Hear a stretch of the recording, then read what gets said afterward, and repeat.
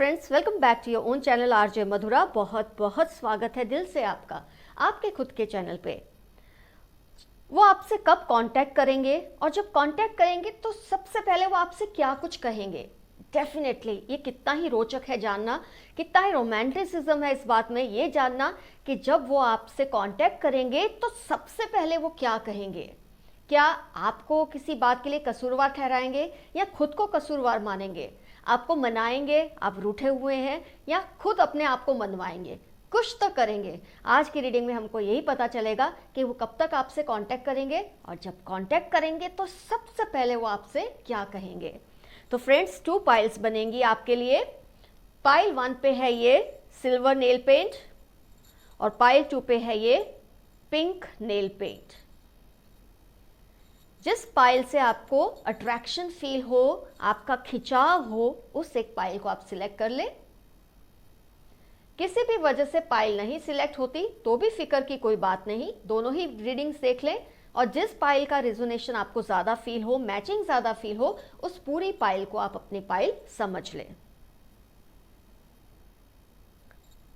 तो फ्रेंड्स, आपने अपनी पाइल सिलेक्ट कर ली है, ये मैं जानती हूँ, इसलिए रीडिंग स्टार्ट करती हूँ पाइल 1 सिल्वर नेल पेंट के साथ।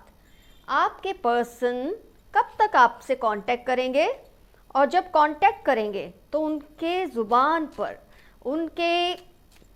उनके दिल में जो होगा वो क्या होगा, जो सबसे पहले वो आपसे कहेंगे। है ना, बहुत ही इंटरेस्टिंग बात।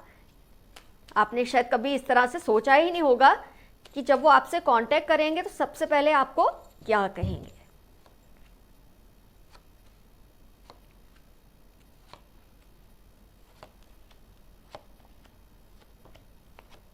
My God. ज़ोडिएक अगर कहें तो लीडिंग है अर्थ साइन, नंबर 1 लीडर है अर्थ साइन। फिर इक्वली पावरफुल है एयर एंड फायर साइन और फिर लास्ट में है वाटर साइन। तो सबसे ज़्यादा ये रीडिंग रिजोनेट करेगी अर्थ साइन अगर आप या आपके पर्सन हैं। सेकेंडली 2 आती हैं एयर एंड फायर, उनको भी बहुत ज़्यादा रिजोनेट करेगी और लास्टली आती है वाटर साइन।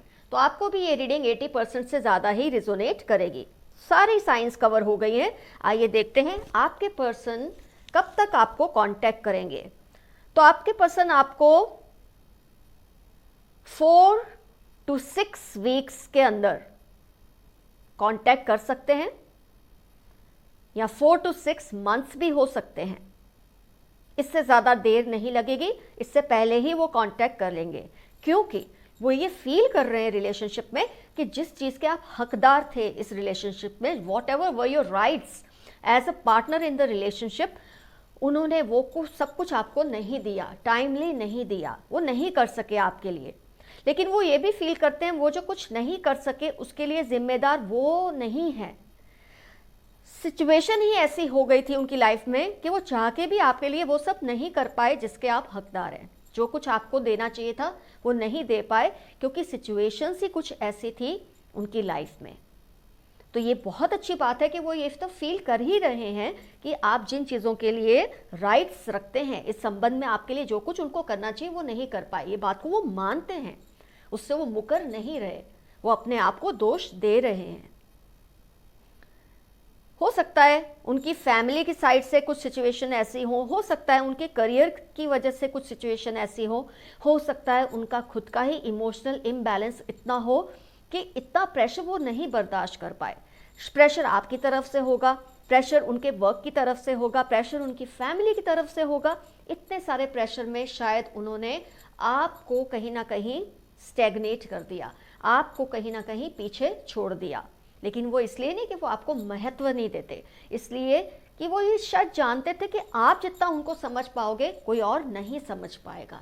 इस फीलिंग के साथ उन्होंने आपको शायद डिले कर दिया ये बात को समझाने में। लेकिन वो फील करते हैं आप जिन चीज़ों का हक रखते हैं उनको लौटाना बनता है, आपको देना बनता है, ये बात वो मानते हैं।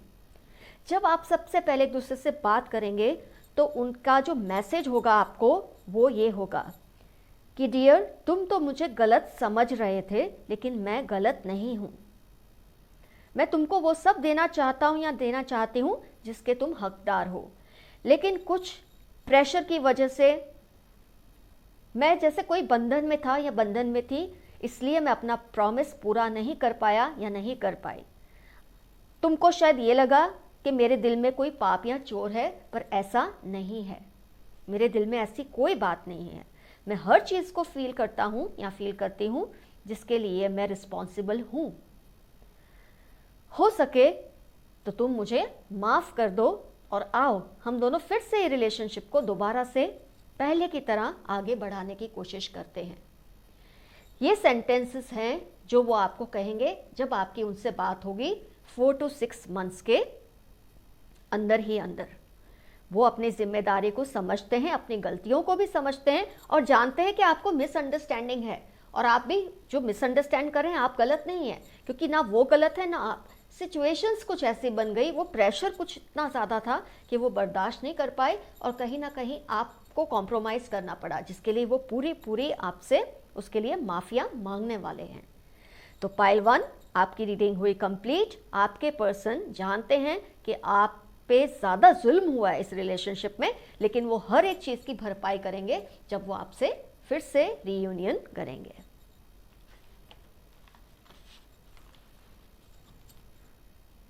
अब हम लेंगे पाइल 2। अब टर्न है पाइल 2 पिंक नेल पेंट। जिन्होंने ये पाइल सिलेक्ट की है, आइए देखते हैं आपके पर्सन आपसे कब तक कांटेक्ट करेंगे और जो पहली लाइंस वो बोलेंगे वो क्या है, क्या होंगी। क्या वो खुद को कसूरवार मानेंगे, आपको मानेंगे, या कुछ और।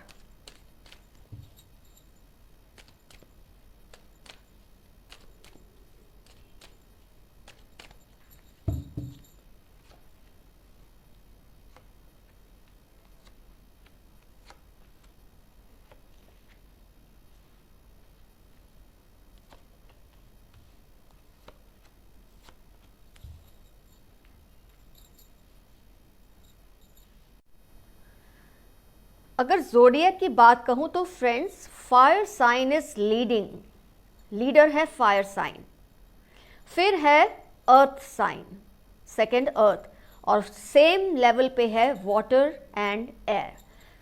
तो सारी साइंस तो कवर हो गई, लेकिन लीडिंग साइन है फायर। आइए अब एनालाइज करते हैं आपके पर्सन कब तक आपको कांटेक्ट करेंगे और इस वक्त वो शायद किस किस प्रॉब्लम से, किस किस इमोशन टर्मोइल से गुजर रहे हैं। आपके पर्सन आपको 1 से लेकर 8 वीक्स, 1 से लेकर 8 मंथ्स के अंदर मैक्सिमम या मिनिमम कांटेक्ट करेंगे, उससे ज़्यादा देर नहीं होगी। वो क्यों आपसे दूर हुए, उसकी वजह यह है कि उनको ऐसा कुछ समझाया गया, फैमिली और फ्रेंड्स का एक प्रेशर था उन पे कि जो भी आपके और उनके इमोशंस है टेम्पररी है, ये थोड़े टाइम के बाद फिजल आउट हो जाएंगे। और शायद कुछ टाइम के लिए वो उन्होंने ये बात को मान भी लिया कि जो आपके और उनके बीच में जो कुछ है that is just temporary crush और इन्फैचुएशन। वैसे उन्होंने डिफेंड करने की कोशिश बहुत की, आपके और उनके रिलेशनशिप को लेकर डिफेंसिव भी हुए, फाइट भी दी, सबके खिलाफ खड़े भी हुए, लेकिन कहीं ना कहीं उनके मन में ये बात बैठ गई थोड़े टाइम के लिए कि शायद थोड़ी टाइम आपसे दूर रहने पर वो ये भी समझ जाएंगे कि ये सच में क्रश है या डीप सीटेड लव है एक दूसरे के लिए। उनको ये भी समझाया गया था कि शायद आप दोनों, खासतौर पे आप, उनके साथ अगर कुछ भी उन पे बुरा वक्त आया, कुछ भी गलत हुआ तो आप पीछे हट जाएंगे, ऐसा भी उनको समझाया गया कि आप उनको छोड़ देंगे। कुछ इस तरह से उनको समझाया गया, जिसको उन्होंने शायद टेम्पररीली मान भी लिया था। लेकिन जितना टाइम वो आपसे अभी दूर रहे, नो कांटेक्ट में रहे, उन्होंने एक चीज़ तो रियलाइज़ की कि जो कुछ भी उनका है वो आपके साथ है। जो आपका और उनके साथ जिस तरह का फ्यूचर हो सकता है या उनका आपके साथ जिस तरह का फ्यूचर हो सकता है, वो किसी और को नहीं सोच सकते।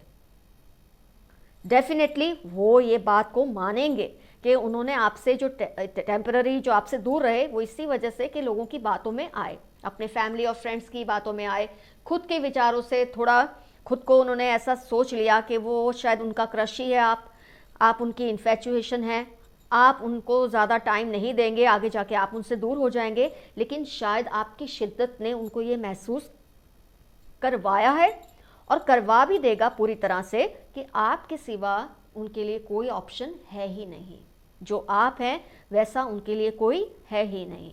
तो जब वो आपसे बात करेंगे वो आपसे डेफिनेटली ये कहेंगे कि डियर हनी डार्लिंग, मैं थोड़ा टाइम इमोशनल हो गया था या हो गई थी दूसरों की बातों को सुनकर, मैंने गलत किया जो मैं तुमसे दूर हुई या हुआ, इस गलत फहमी में कि तुम मुझसे दूर हो जाओ इससे पहले मैं ही तुमसे दूर हो जाता हूँ या हो जाती हूँ। लेकिन मैंने वक्त रहते ही रियलाइज़ किया कि जो मेरा फ्यूचर तुम्हारे साथ है वो किसी और के साथ हो ही नहीं सकता। डेफिनेटली आपसे माफ़ी मांगेंगे क्योंकि यहाँ गलती उनकी है, सिचुएशन की नहीं है। गलती उनकी है जो औरों की बातों में आके उन्होंने ये मान लिया कि आप उनसे सिर्फ इन्फैचुएशन रखते हैं या क्रश रखते हैं, आप उनको लेकर सीरियस नहीं है। उन्होंने फाइट भी दी है लेकिन कहीं ना कहीं उनके मन में ये बात ग्रसित हो गई, ये बात बैठ ही गई कि आप उनके लिए शायद सीरियस नहीं है। लेकिन शायद आपकी शिद्दत ने, आपकी मेहनत ने, आपने जिस तरह से एफर्ट्स किए होंगे उसको देख देख के उनको ये बात का विश्वास हो गया कि आपके सिवा उनका फ्यूचर कहीं नहीं है, आपके जैसा उनके लिए और कोई नहीं है। ये बात को वो आपसे बोलेंगे जब आपसे बातें रिज्यूम होंगे, जब आपसे फिर से रीयूनियन होगा।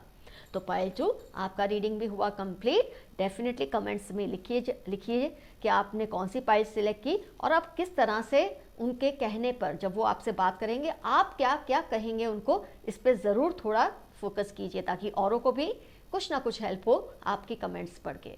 All the best to you, keep coming, your friend RJ Mathura.